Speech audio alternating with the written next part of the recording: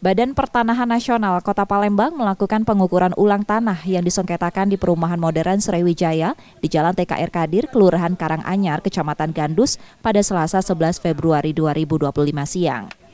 Pengukuran merupakan penyidikan Polda Sumsel terkait laporan warga perumahan tentang pengerusakan fasilitas umum. Pengukuran dilakukan tertib dan aman karena warga dan pemilik tanah sepakat menyelesaikan masalah lewat jalur hukum.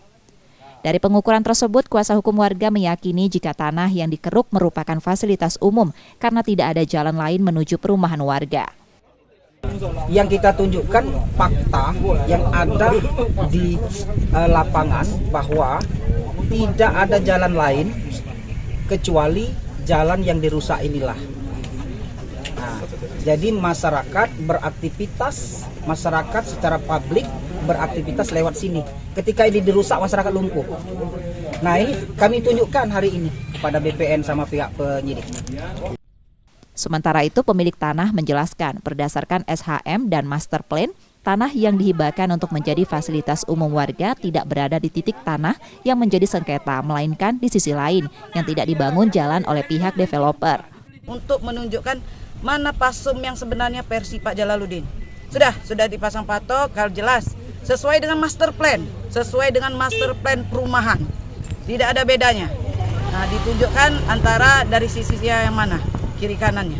Gitu. Kalau versi kami sesuai dengan surat SHM yang sudah kami hibahkan, ada penghibahan jalan memang dan sesuai dengan master plan. Artinya jalan akses ini bukan jalan ini, bukan pasum. Bukan, yang dikedok klien kami menurut kami dan sesuai data yang kami punya, sesuai dengan SHM yang kami punya, itu bukan. Itu adalah tanah pribadi milik klien kami atas nama Jalaluddin. Tapi masih menunggu dari. Tapi kita tetap menunggu hasil dari para pihak terkait. Sementara hasil pengukuran masih diteliti penyidik Polda Sumatera Selatan.